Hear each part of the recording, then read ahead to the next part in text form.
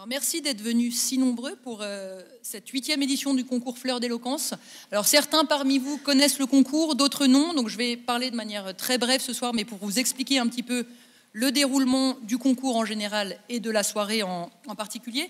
Alors ce concours Fleurs d'éloquence, il est porté par la Faculté des Lettres de Sorbonne Université et il est ouvert à tous les étudiants de l'Alliance Sorbonne Université, c'est-à-dire des établissements d'enseignement supérieur qui font partie de cette alliance, et notamment l'UTC, Université de Technologie de Compiègne, dont plusieurs candidats proviennent ce soir, même si sur les 10 que vous entendrez ce soir.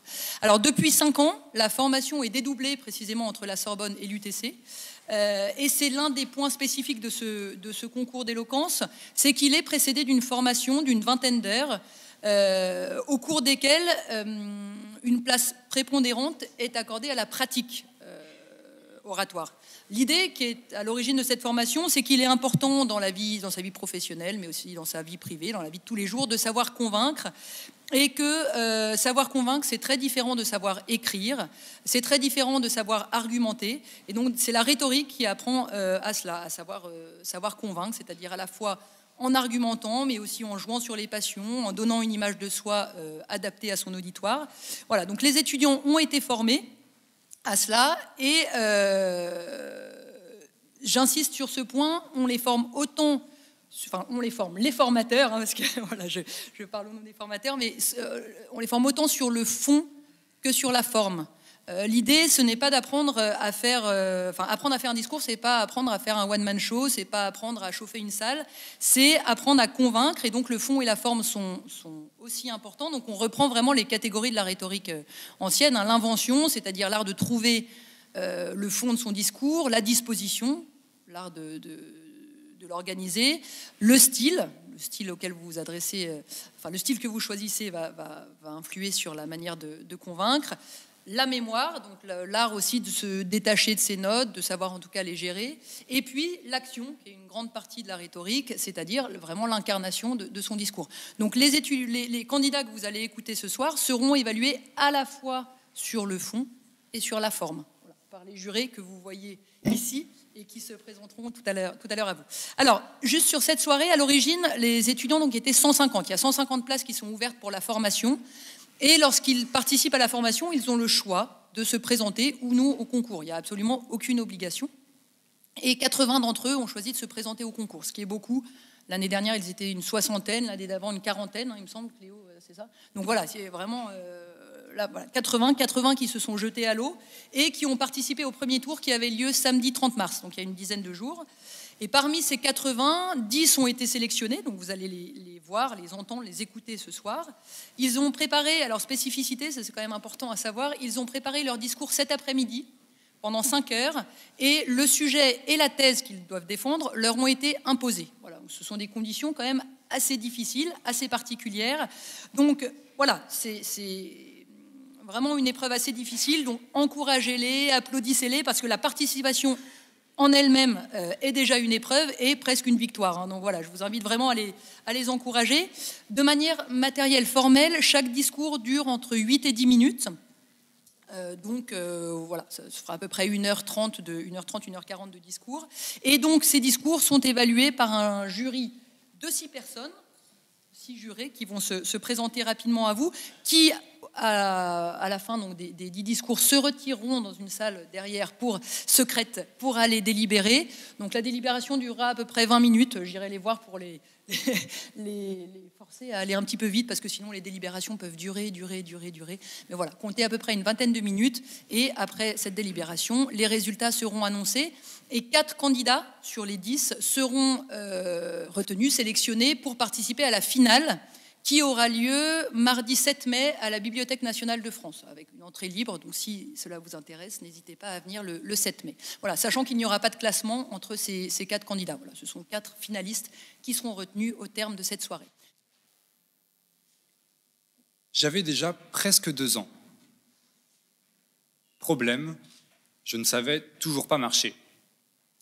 Pire, je n'étais guère plus habile des mains que des pieds. Devant l'urgence de la situation, mes parents entreprirent plusieurs mesures. Je me souviens plus particulièrement de l'une d'elles qui prenait la forme d'un jeu en bois, un jeu éducatif. Il y avait un plateau assez épais dans lequel avaient été creusés plusieurs enfoncements en forme de cube. Il y avait 4 types de trous. Les gros trous, les trous un peu moins gros, les trous vraiment pas gros, et enfin les trous pas gros du tout, aussi appelés petits trous. À ce plateau s'ajoutaient des cubes de bois. Ces cubes étaient des 4 mêmes types précédents, chacun d'une couleur différente. Je me souviens très bien de la façon dont j'ai joué à ce jeu, la première fois et toutes les fois suivantes. Je saisissais un cube qui s'avérait à chaque fois être le cube rouge. Je l'aimais bien, ce cube rouge. Je lui avais donné un nom, Max. Je faisais donc promener Max, je lui faisais vivre quelques aventures, jusqu'au moment où il fallait lui trouver une maison. C'est là que le plateau intervenait. Le plateau disposait d'un large choix de maisons. Mais comme j'aimais bien Max, je lui donnais à chaque fois la plus grande, celle avec le plus de place pour s'amuser. Or, il s'avérait que Max était un petit cube. Mes parents, perplexes, me regardaient donc mettre, à chaque fois, le petit cube dans le grand trou. Alors que les petits cubes allaient dans les petits trous. Autrement dit, il fallait mettre les petits, pas dans les grands, mais dans les petits. Désormais, j'ai compris que oui, il faut mettre les petits, pas dans les grands. J'entends madame dire « mais il n'a rien compris, c'est de pas qu'il s'agit, pas de pas ». Alors effectivement, je n'ai pas compris. Je pense que ce que madame voulait dire, c'est que la question porte sur la nécessité ou non de mettre les petits pas dans les grands. Je suis d'accord avec vous, c'est fort probable.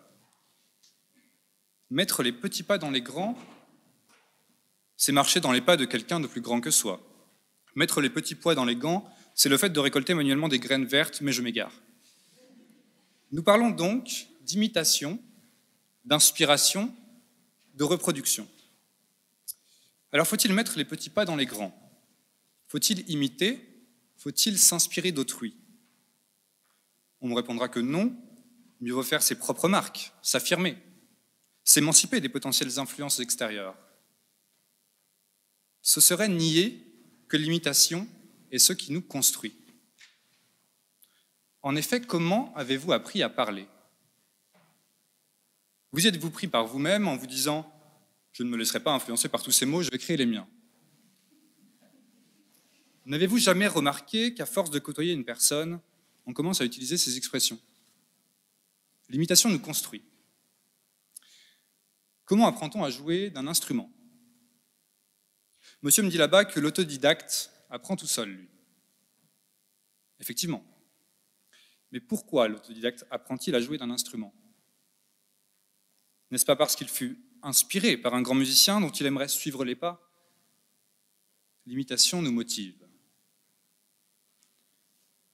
Mon frère avait l'habitude, étant petit, de s'amuser à glisser ses pieds dans les chaussures de mon père.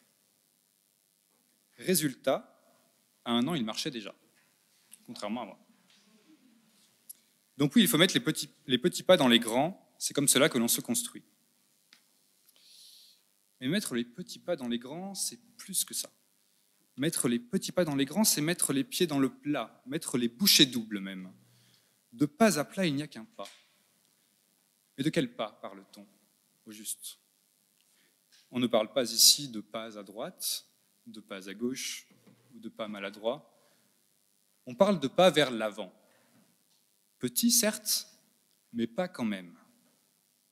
Et si l'on met les petits pas dans les grands, on peut aller loin. Mettre les petits pas dans les grands, c'est dire ce pas est petit, mais sa portée peut être grande. Pensez au premier pas. Il est souvent petit. Il n'en est pas moins source de tout ce qui suit. Indispensable donc, si l'on veut avancer. Pensez à tout ce que vous avez vécu grâce à ce premier pas. Ne pas lui accorder de valeur Ne pas imaginer que sa portée pourrait être grande, ce serait ne jamais oser rester figé. Mettre les petits pas dans les grands, c'est aussi affirmer que plusieurs petits pas, ça a au moins autant de force qu'un grand pas. Quel intérêt de boycotter ce géant de la production laitière qui sous-paye ses producteurs si l'on ne représente qu'un consommateur parmi des millions? Quel intérêt de trier ses déchets si l'on n'est qu'un citoyen parmi tant d'autres? Multipliez les petits pas, donnez-leur de l'importance. Vous irez bien plus loin qu'avec des grands pas qui rapidement s'essouffleraient. Ne pas mettre les petits pas dans les grands, au contraire, ne pas leur donner d'importance, ce serait leur nier toute utilité, toute potentialité d'action, de conséquences. Quel monde terrible cela serait, forcé d'avancer à coups de bond en avant, sans pouvoir s'appuyer sur plus grand, plus fort que nous. Nous finirions épuisés, crevés, écrasés. Mettre les petits pas dans les grands, c'est se construire, c'est avancer, c'est espérer. Mettre les petits pas dans les grands, c'est vivre.